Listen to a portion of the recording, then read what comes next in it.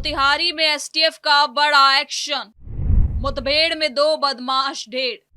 Police को दी थी धमकी, रातों रात ऑपरेशन कर दिया ढेर। नमस्कार, आप देख रहे हैं कैपिटल टीवी बिहार। मैं हूं आपके साथ सृष्टि शाह।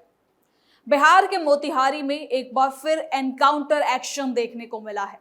ये मामला तब शुरू हुआ जब 2 दिन पहले अतिरिक्त थाना अध्यक्ष को नेपाल के एक नंबर से धमकी भरा फोन आया।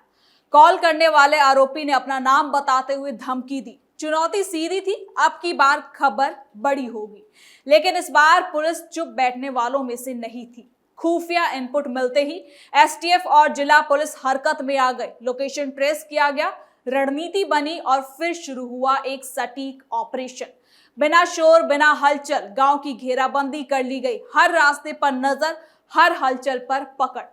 लेकिन अपराधी भी तैयार बैठे थे। जैसे ही पुलिस नजदीक पहुंची, गोलियों की गूंज से रात का सन्नाटा चीर दिया। इसके बाद जो हुआ वो सिर्फ एक मुठभेड़ नहीं था, ये था पुलिस का जवाब उस चुनौती का जो कानून को ललकार रही थी। चारों तरफ गोलियों की बरसात, लेकिन पुलिस पीछे हटने वालों में से नहीं थी।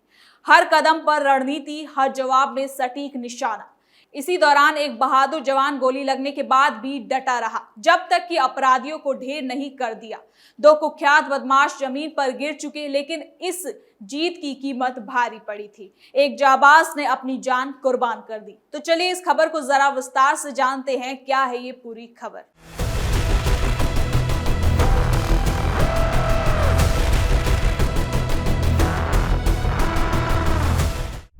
गोलियों की गूंज से कांपा इलाका, जवान ने दी शहादत।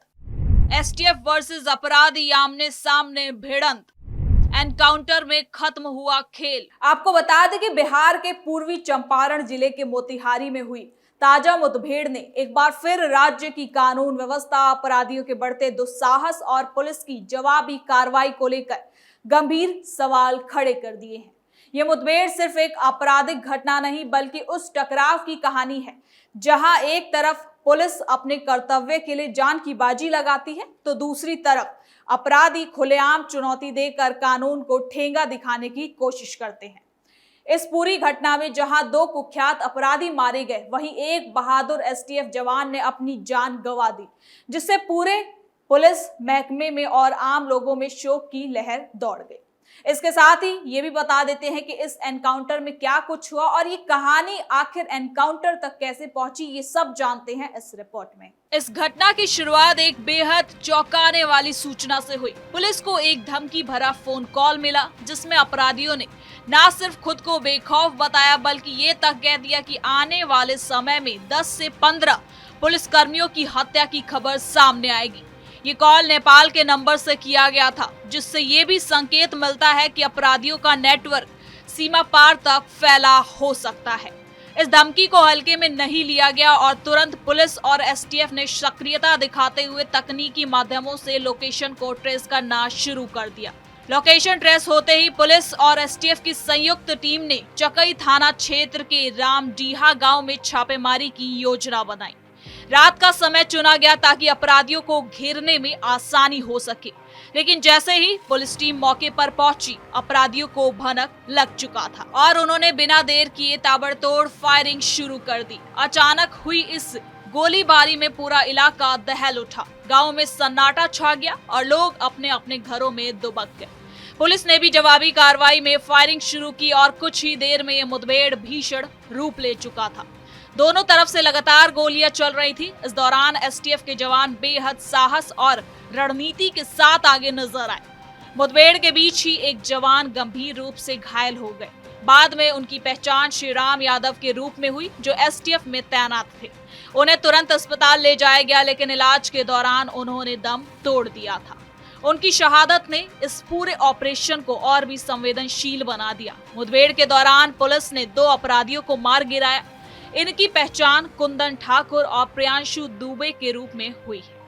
दोनों पर कई संगीन मामले दर्ज थे और वो लंबे समय से पुलिस के लिए सिरदर्द बन चुके थे। बताया जा रहा है कि अपराधी हत्या, लूट, रंगदारी और बाकी गंभीर अपराधों में शामिल चल रहे थे। पुलिस को इनकी काफी समय से तलाश थी और ये कई बार गिरफ्त से बचकर निकल के भी गायब हो जा रहे थे, लेकिन इस बार उन्हें दबोच लिया गया। हालांकि इस मुठभेड़ में सभी अपराधी नहीं पकड़े जा सके। कुछ बदमाश मौके का फायदा उठाकर अंधेरे का सहारा लेकर फरार हो गए। पुलिस ने पूरे इलाके को घेर कर सर्च ऑपरेशन शुरू कर दिया। आसपास के गांवों और संदिग्ध ठिकानों पर लगातार छापेमारी की जा रही थी। पुलिस का दावा है कि फरार अपराधियों को भी जल्द पकड़ लिया जाएगा। इस घटनास्थल से पुलिस ने भारी मात्रा में हथियार और गोला बारूद बरामद किया है। इनमें कार्बन, पिस्टल, देसी कट्टा और बड़ी संख्या में जिंदा कारतूस शामिल है। इससे साफ होता है कि अपराधी किसी बड़ी वारदात को अंजाम देने की तैयारी में थे। यह भी संभावना जताई जा रही है कि पुलिस को दी गई धमकी सिर्फ डराने के लिए नहीं थी, बल्कि इसके पीछे कोई बड़ी साजिश हो सकती थी। इसके साथ ही इस घटना के बाद पुलिस महकमे में शोक की लहर चल रही थी। वरिष्ठ अधिकारी मौके पर पहुंचे और पूरे घटनाक्रम की समीक्षा की। शहीद जवान को श्रद्धांजलि दी गई और उनके परिवार को हर संभव मदद पहुंचाने का भी आश्वासन किया गया है।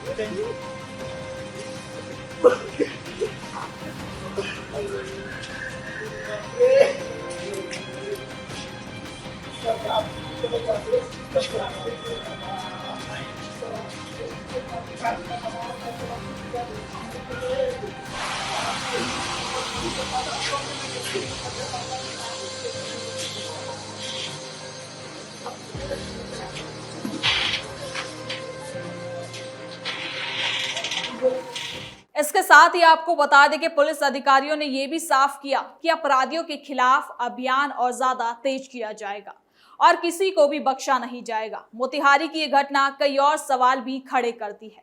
सबसे बड़ा सवाल यही है कि आखिर अपराधियों का हौसला इतना ज्यादा बुलंद कैसे होता जा रहा है कि वो खुलेआम पुलिस को धमकी दे रहे हैं फोन करके। क्या ये खुफिया तंत्र की कमजोरी है या फिर अपराधियों के नेटवर्क का विस्तार?